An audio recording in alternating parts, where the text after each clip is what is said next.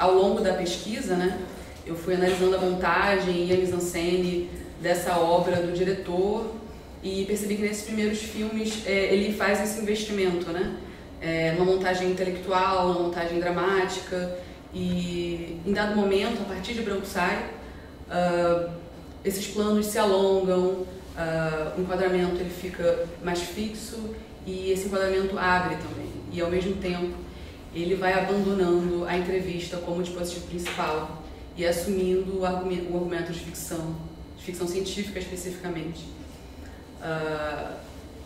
como o roteiro, né? Como se fosse uma base para que essa interpretação, para que essa encenação desses personagens possa acontecer diante da câmera. Daí, o que fica para mim como questão, né, que me faz entrar, né, na questão do corpo em relação à obra da Dirley, como você tratar desses corpos, né, desses personagens, de uma maneira singular, que dê conta, né, da sua intimidade, ao mesmo tempo, sem abandonar, que me parece o seu caso, a necessidade de falar dessa história de Ceilândia em relação a Brasília, né? E daí eu trago uma citação do Migliorin, que ele fala sobre o documentário, né, brasileiro contemporâneo, essa questão da política das imagens. O personagem exemplar deve atender às necessidades que não lhe pertencem. Não há comunidade possível, não há conexão, tensão. Pensar o outro como singular é colocá-lo como presente na polis, alguém que não é exemplar, mas faz diferença na comunidade. Por vezes, simplesmente porque nele passa um mundo que não é igual sem ele, microesteticamente falando.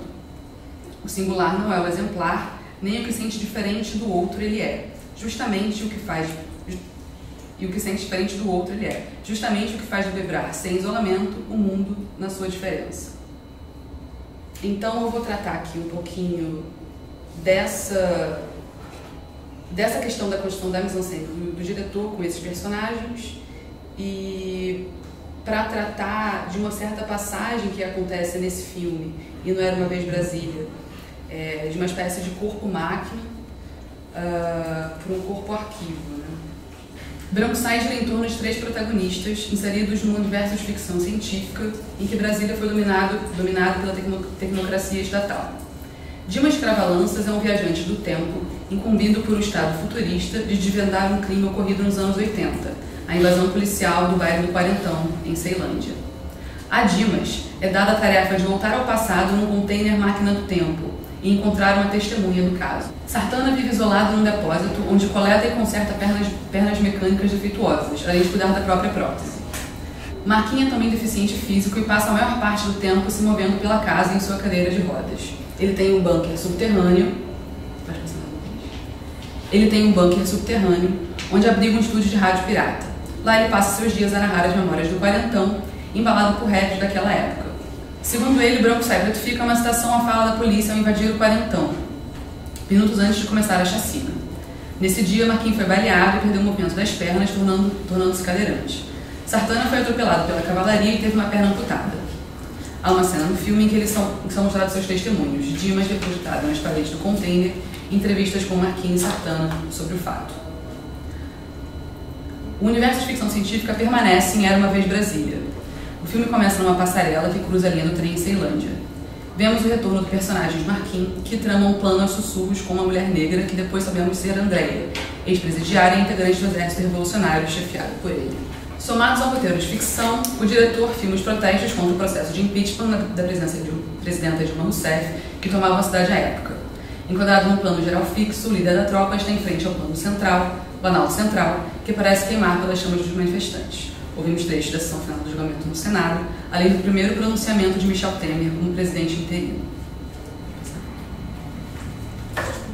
Enquanto isso, WO4 é um prisioneiro de Estado enviado numa viagem espacial em direção ao planeta Terra. Em troca de sua liberdade, as autoridades lhe confiam a missão de assassinar Juscelino Kubitschek. Sentimos a duração da jornada em plano de sequência de longa duração. Neles, o personagem espera a chegada e remoe a saudade de casa, confinado no espaço estreito da antiga nave. Ele acaba, entretanto, desembarcando na Ceilândia em 2016, em meio aos protestos. WA4 acaba se encontrando com Marquim e decide se filiar ao exército que pretende derrubar o Congresso Nacional. Bom, em entrevista, a pesquisadora Cláudia Mesquita diz a Adirley que percebe: era uma vez um paradoxo entre a forte presença do acontecimento no filme, descrevendo uma atualidade política, que nesse caso era o golpe, né, impeachment, no cenário, e um certo abandono de estratégias documentais com uma construção cênica, ao que o diretor concorda. A Adirley explica que seus filmes não têm roteiro, ele cria um contexto ao personagem e a partir disso filmam com uma etnografia, câmera parada, observando. Por conta disso, chama o método de etnografia da ficção.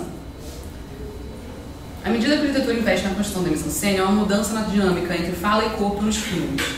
Em Branco Sai, os corpos que falam passam a dividir espaço com corpos que se movem silenciosamente diante da paisagem. Em Era Uma Vez, os corpos calam ainda mais e, quando não falam, são hesitantes e inconclusivos. Nas palavras do diretor. Cadê a citação? Esses personagens no filme estão num estado tão estranho, é quase telepata. Aquela história, que essa fala de cinema aprisiona os personagens de periferia. Por mais que eles falem, estão falando com a classe média. Como que a gente pode negar isso? Como deslocar suas falas? Porque tem uma demanda de pauta política. Esse corpo da periferia já foi pautado, a intermediação nossa. Enquanto cinema, enquanto literatura, cria essa pauta. A gente vira o explicador do processo. Eu tenho medo disso. Será que a gente pode radicalizar mais? Que as falas tragam outros sentimentos? Talvez o não dito, as conversas atravessadas, tragam alguma coisa. Bem, a fala de Adirley aponta, sim, para um jogo duplo dos corpos em sua obra. Por um lado, ele assume a vontade de liberá-los do aprisionamento historicamente perpetrado. Por outro, propõe uma construção cênica aos personagens a partir de espaços interiores e estreitos, onde eles fabulam sua própria condição. Para dar conta dessa duplicidade, pretendo ler a encenação dos corpos na obra de Adirley, com composição de uma passagem do corpo-máquina ao corpo-arquivo. Bom, o que seria esse corpo-máquina? No Nascimento da Via Política, o Foucault ele analisa o avanço do neoliberalismo americano como uma produção de modo de ser e pensar, que tem como característica principal a análise do comportamento humano, ou ainda o abandono de uma lógica histórica de processo em favor de uma racionalidade interna, da programação estratégica da atividade dos indivíduos. Um sintoma desse modo de pensar é seu caráter deshistoricizante, que favorece a individuação das capacidades humanas sob a ótica da eficácia. O autor defende, assim, o advento de um corpo-máquina próprio do homem neoliberal. Para ele, a competência do trabalhador é uma máquina, sim, mas uma máquina que não se pode separar do próprio trabalhador. Nesse sentido, dentro do cenário neoliberal, o corpo-máquina ele é compreendido no sentido positivo. No entanto, essa máquina não tem duração de vida. Sua duração de utilizabilidade tem sua obsolescência, tem seu envelhecimento. Bom, o que a gente vê em Branco Sai, principalmente, é que Marquim e Sartana eles são apresentados literalmente como corpo-máquina, na medida que essa cadeira de rodas que o Marquim usa e essa prótese do Sartana remetem ao trauma que eles passaram, né, em Ceilândia, no baile do Quarteirão, mas ao mesmo tempo é a partir desse trabalho sobre essa máquina que eles a partir do trabalho dessa máquina que eles atuam e encenam, né, seu cotidiano nos filmes. Bom, por outro lado, eu apresento o conceito do corpo-arquivo, que na verdade foi uma leitura da Silvia Furtado, do Érico Lima, a partir de Branco Sai, que defende esse corpo que produz memória e que encapsula passado e presente. Na medida em que eles trabalham sobre essa extensão do corpo deles, né, e remetem ao crime que aconteceu no Quarentão, eles se voltam ao passado, né? Então, nesse sentido, essa máquina, que seria um aprisionamento, passa a ser, na verdade, o que torna possível no filme apresentar essa história de segregação, né, que eles sentiram na pele. Nos filmes do Adirley existe esse caminho, né, de um certo parte das entrevistas, de um testemunho falado, para um testemunho do corpo, né, que também trabalha no campo da afecção em relação ao espectador. E daí, para fechar, né, a ficção científica, segundo também uma leitura do Alfredo Supia sobre Branco Sai, ela dá à mostra, né, uma cartografia dessa perda e da imobilidade desses personagens, que é escrita nesses corpos. E dessa forma é que o diretor traz, né, através desses corpos, um trauma que na verdade é um trauma de Ceilândia, né? Um trauma desse território do qual ele se debruça desde o primeiro filme.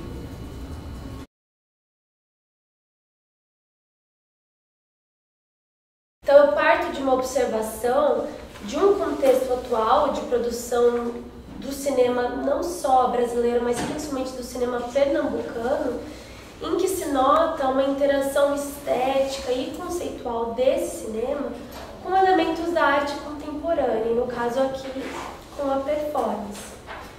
Né? E essa produção está ligada a um contexto que se identifica por uma expansão de conceitos do que se compreende por cinema. Então transborda alguns traços formais e estéticos do cinema tradicional, indo mais em direção a uma concepção de cinema fluido. Então é nesse lugar que eu vejo a obra do Gabriel Mascaro.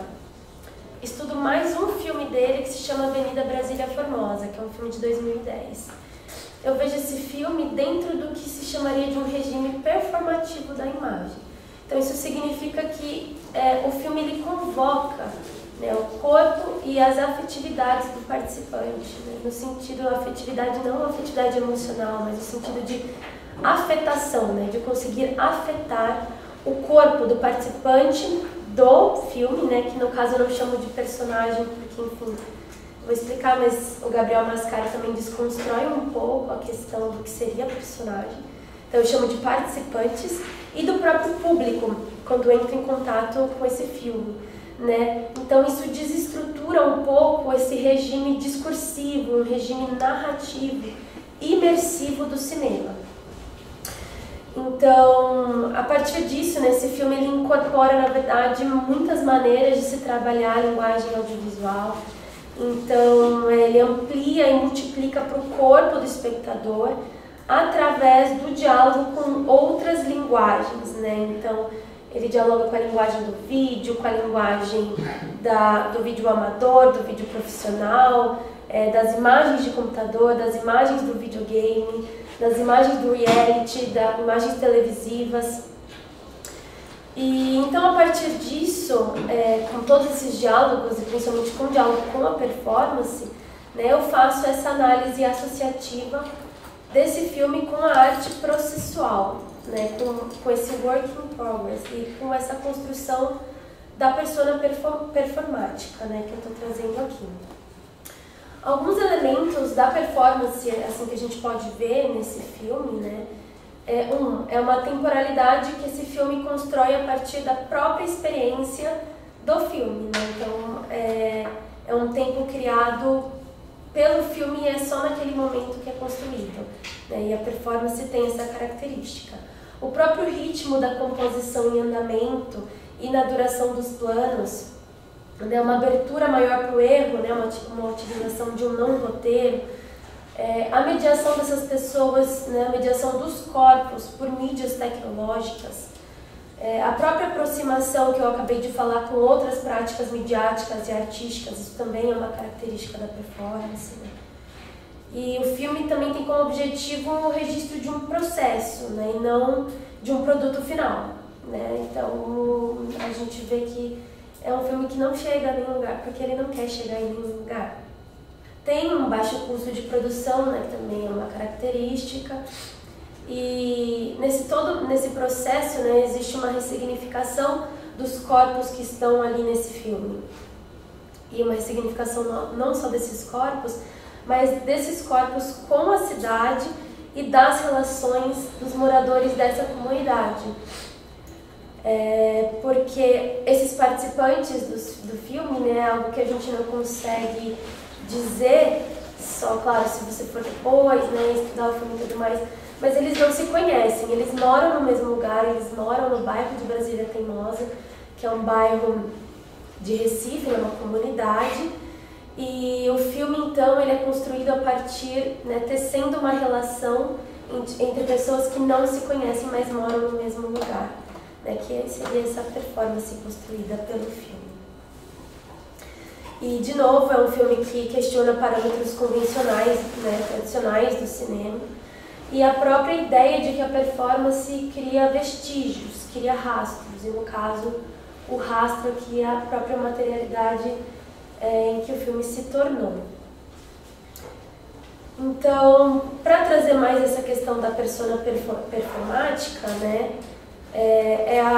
que é o recorte, né, da pesquisa que eu trouxe hoje aqui, é essa aproximação desse conceito, que é o conceito da Ana Goldenstein. Ela é atriz, ela é performer, e também aproximações com o conceito da video performance. Então, esses personagens reais que a gente vê aqui nesse filme, né, um filme que ele não é categorizado nem em ficção e nem em documentário, até porque a gente não tem nem como saber, só o Gabriel sabe, né, e, enfim, isso também não é importância.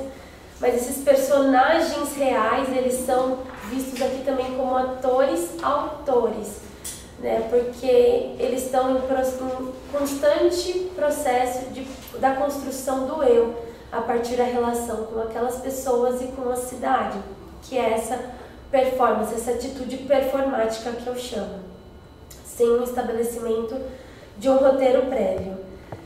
Só para vocês saberem, são 4 personagens que são bem distintos, né? O Cauã, que é um menininho, acho que ele apareceu aí, é uma criancinha. Tem o Fábio, que é um bailarino evangélico, garçom e cinegrafista. Então ele tem, a gente na verdade nem sabe se ele faz isso mesmo da vida ou não, mas ele tem várias profissões. A gente tem o Pirambu, que é um pescador removido, então ele morava nessa área, mas ao mesmo tempo ele é visto sob uma perspectiva de alguém que não mora mais, porque foi expulso. E a Débora, que é mostrada aqui como uma manicure candidata ao Big Brother Brasil. E essas pessoas aparentemente não têm nada em comum, a não ser a própria relação que é construída pelo filme, né? Então é isso. A partir disso, o diretor ele tece essa rede de encontros e com a presença da câmera, né, ocorrem esses processos de comunicação e interatividade que é produzida entre o corpo e a câmera de vídeo, e criando dentro desse cotidiano, né, dos personagens acontecimentos comunicacionais, artísticos, e a construção dessas personas performáticas, né, através da relação com o outro, com a câmera, com o diretor, com a cidade. Então, nesse sentido, de novo, como eu disse, esse filme do Mascaro, ele coloca a luz, né, ele joga a luz e questiona essa concepção do que seria o personagem cinematográfico, que, como eu disse, aqui é visto sobre uma perspectiva fluida, né? Não há versões fechadas conceituais em que eu trabalho.